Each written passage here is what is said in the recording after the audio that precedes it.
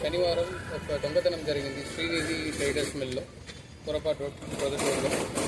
So మనకు వచ్చిన complaint ప్రకారం అక్కడ ఉన్న మర్చెంట్స్ ఇది గ్రౌండ్ నెట్ పార్ట్స్ పర్చేస్ చేయడానికి కోసం ఒక 12,30,000 వాళ్ళ ఆఫీస్లో పెట్టారు ఒక బ్యాగ్లో.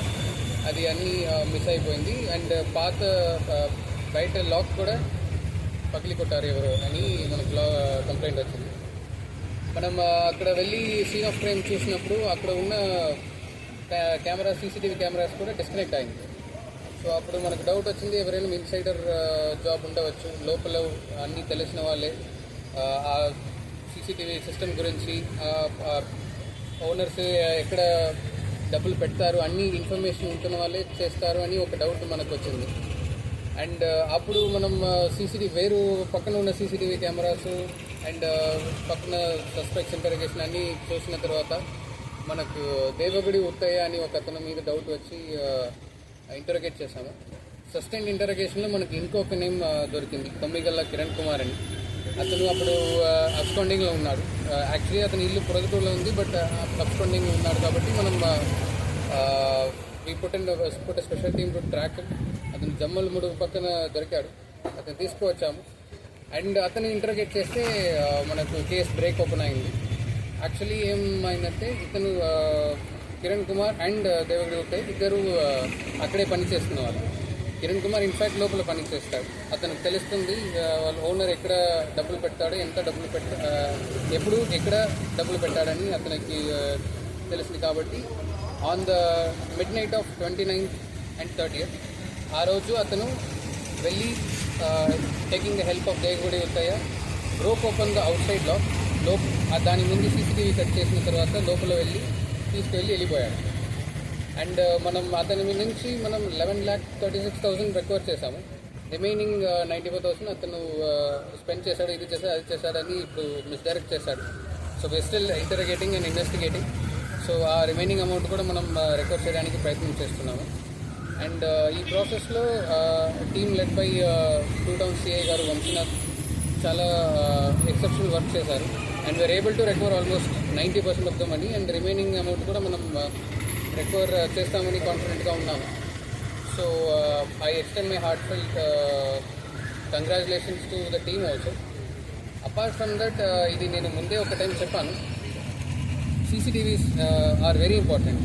నేను ముందు 2-3 బర్గ్లరీ కేసు బ్రేక్ ఓపెన్ అయినప్పుడు కూడా నేను మన ప్రెస్ రిలీజ్లో కూడా నేను చెప్పాను.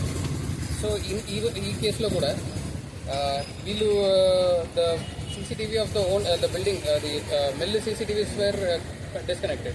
But పక్కన ఉన్న CCTVsలో ఒక 2 క్లూస్ దొరికింది. So even a small clue makes a huge difference. మీరు లొకాలిటీలో నైబర్హుడ్స్లో అక్కడక్కడ ఒక గ్రూప్ కాంట్రిబ్యూషన్ పెట్టి సీసీటీవీ పెట్టుకోండి. అది మన ప్రభుత్వం సైడ్ నుంచి మనం ప్రయత్నం చేస్తున్నాము అంత పబ్లిక్ ఏరియాస్లో పెట్టడానికి. సో మీ ఏరియాస్లో కూడా this is my appeal to the public, మీ ఏరియాస్లో కూడా పెట్టుకుంటే ఇట్లా క్రైమ్స్ ఫస్ట్ ఒకటి డిటరెన్స్ ఎఫెక్ట్గా ఉంటుంది. కెమెరా ఉంటుంది కాబట్టి చాలా క్రిమినల్స్ ఒక 2 అనుకుంటారు ఇది వర్త్ ద రిస్క్ అని. సెకండ్, మనకు ఈజీగా కేసెస్ క్రాక్ చేయవచ్చు. అండ్ ఇంకా ఒకటి లాక్స్ అనేది చాలా మంది జెనరిక్ లాక్స్ యూస్ చేస్తారు, both in commercial complexes as well as ఇంట్లో కూడా. సో అది కొంచెం పెద్ద లాక్గా పెడితే, కొంచెం ఇన్వెస్ట్ చేసి కొంచెం మంచి లాక్ పెడితే ఇంకొక ఒక ఎక్స్ట్రా లేయర్ ఆఫ్ ప్రొటెక్షన్ వస్తుంది.